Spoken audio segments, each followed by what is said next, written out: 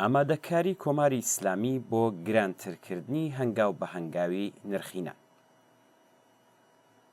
ڕۆژنامەی هەممەیهان ڕۆژی شەممە حەوتی ڕەزبەر راپۆرتێکی لە ژێرناوی چیرۆکی پڕ لە خەمی نان بڵاو کردەوە کە گەلێک بە ئازارە.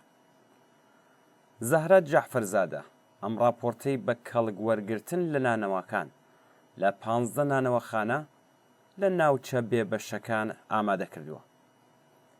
لە سەرەتای راپۆرتەکەدا هاتووە کە بەرپرسی یەکێتی نانەوە نەریتیەکانی تاران دوایین گۆڕانکاریەکانی نرخی نانیان لە 19 خەرماناندا ڕاگەیاند. نرخێکی کە بە ڕەزامەندی وەزارەتی ناوخۆ گۆڕانکاری بەسەرداهات. بە پێی ڕاگەیاندنی ئەم یەکێتیە نرخی نانی لەواش نزیکەی 40% و نرخی نانی سەنگەکیش نزیکەی 66% بەرز بووتەوە. بەهۆی زیاتربوونی بەکارهێنانی نان کوالێتیەکەی بە شێوەیەکی بەرچاو دابەزیوە. لەو راپۆرتەدا یەکێک لە نانەوەکان گلەیی لە نزمی کوالێتی نان و کەمبوونەوەی کڕیارەکانی و هەروەها ڕانتێکی کە بۆ کڕینی نان بوونی هەیە دەکات و دەڵێت سەیری ئەم نانە بکەن کوالێتی زۆر خراپە، نابێت نان بەم شێوەیە بێت. ئەو نانانەی کە تازە لە تەنورەکەی دەرهێناون نیشان دەدات و دەڵێت ئاردی بێکوالێتی دەبێت بۆ ماوەی 20 خولەک لە ناو ئامێرەکەدا بمێنێتەوە تا بتوانین بەکاری بێنین. ئەمەش ئاکامەکەیەتی.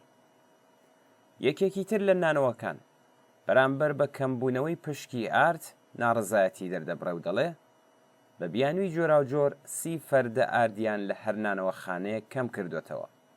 ئێمە لە تاران 10,000 نانەوەخانەمان هەیە. خۆتان بەراوردی بکەن بزانن چەند فەردە کەم کراوەتەوە. نانەوایەکی دیکە وێنایەکی بابەتی لە هەژاری دێنێتە بەرچاوی خۆی و بەم شێوەیە دەدوێت.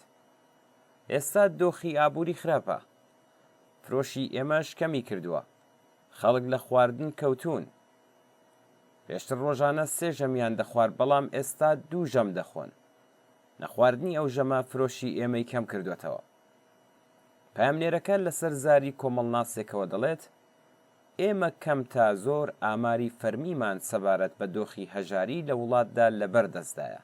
تەنانەت خودی وەزیری کار و کاروباری کۆمەڵایەتی ڕایگەیاندووە کە لانی کەم 25 ملیۆن کەس لە ژێرهێڵی هەژاری مطلقدان.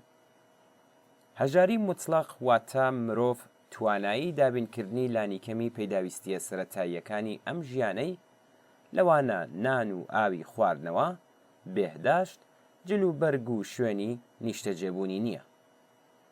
راپۆرتەکەی هەممەی هەم بە شێوەیەکی ناڕاستەوخۆ باس لەبوونی مافیای بەهێزی گەنم و ئار دەکات و دەڵێت داهاتی ڕۆژانەی مافیای نان دەگاتە نزیکەی 60 ملیارد من. ئەمەش واتە ڕۆژانە بە ئەندازەی نرخی 5,000 تۆن ئارد پارەی هاوڵاتیان دەچێتە گیرفانی مافیەکانەوە.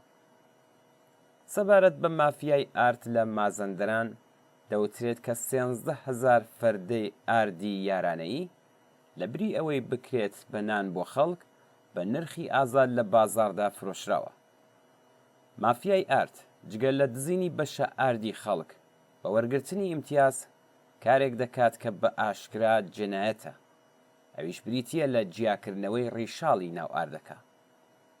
بەم کارە ڕیشاڵی ناو نان بەڕادەیەکی زۆر کەم دەبێتەوە و خواردنی ڕادەی کەمی ڕیشاڵیش مەترسی توشبوون بە بەرزبوونەوەی پستانی خوێن، شەکرە و شێرپەنجە زیاد دەکات. بەوتەی پسپۆڕانی خۆراک لە ئێستادا بڕی وەرگرتنی ڕیشاڵ لە ناو کەسانی هەژاردا تەنها 13 گرامە لە ڕۆژێکدا. ئەوە لە کاتێکدا کە ڕێژەی پێشنیارکراوی خواردنی ڕیشاڵ بە پێی ئستانداردی جیهانی بڕی 28 گرامە لە ڕۆژێکدا. ئەگەر بە شێوەیەکی نەریتی نان لەسەر سفرەی خەڵکی ئێران و خۆراکیاندا ڕۆڵێکی بەرچاوی هەیە، هۆکارەکەی دەگەڕێتەوە بۆ ئەو هەژاریە لە ڕاددە بەدەرەی کە بەسەر زۆرینەی ئەو خەڵکەدا سەپێنراوە. بۆ نمونە بە پێی ڕاپرسیەکی ڕادیۆی دەنگی ئاڵمان ئەگەرچی ڕێژەی دانیشتوانی ئێران و ئاڵمان یەکسانە، بەڵام بڕی بەکارهێنانی نان لەلایەن خەڵکی ئێرانەوە 2.5 شارۆمەندانی ئاڵمانە. بە پێچەوانەوە خواردنی گۆشت و شیرەمەنی لە ئاڵمان 13 هێندەی ئێرانیەکانە. هەڵبەت بێگومان هەمووان لەگەڵ کاریگەریەکانی خواردنی بڕێکی کەم لە پڕۆتۆین بە تایبەت لەسەر تەندروستی منداڵان ئاشنان. ئەو راپۆرتانە گەلێک ناخەژێنن، بەڵام بابەتەکە لەوەش ناخەژێنترە کاتێک بۆمان دەردەکەوێت کە پارێزگاری ژمارەیەکی زۆر لە پارێزگاکان کۆچبەرە هەژار و کەم داهاتە ئەفغانستانیەکان لە مافی کڕینی تەنانەت ئەو نانە گران و بێکوالیەتی و بێڕیشاڵەش بێبەش کردووە. بێنانی لەنێو ئەو هاوڵاتیە هەژار و بێبەش لەو ماددە خۆراکیە سەرەتاییانەی کە پەنادەبنە بەر خواردنینان تەنها یەکێکە لە کێشە و گرفتەکانی بژێوی ژیان لە پەنای بێمافی سیاسی مطلقدا. گومان لەوەدانە کە کۆماری ئیسلامی زۆربەی هەرە زۆری چینی کرێکار و زەحمەتکێشان و بەشی خوارەوەی چینی مامناوەندی لە وڵاتێکی دەوڵەمەندی وەک ئێراندا بەرەو لێواری لە ناوچوون بردووە. بەشی ئاردوونان هەر لە کۆنەوە لەژێر کۆنتترۆڵی ژمارەیەک بەرپرسی گەندەڵدا بووە. چارەسەری کۆتایی کێشەینان پرسێکی جیاواز لە چارەسەری کێشەکانی تری بژێوی خەڵک نییە و ئەویش بە خەبات و تێکۆشان بۆ ڕووخاندنی کۆماری ئیسلامی مسەوەگە دەبێت. بەڵام هەر ئەمڕۆژ دەتوانرێت بە پێکهێنانی ڕێکخراوەگەلێکی وەک پشتیوانی لە کڕیاران لە هەر شوێن و گەڕەکێک ئاستی ئەم کێشەیە تا ڕادەیەک کەم بکرێتەوە.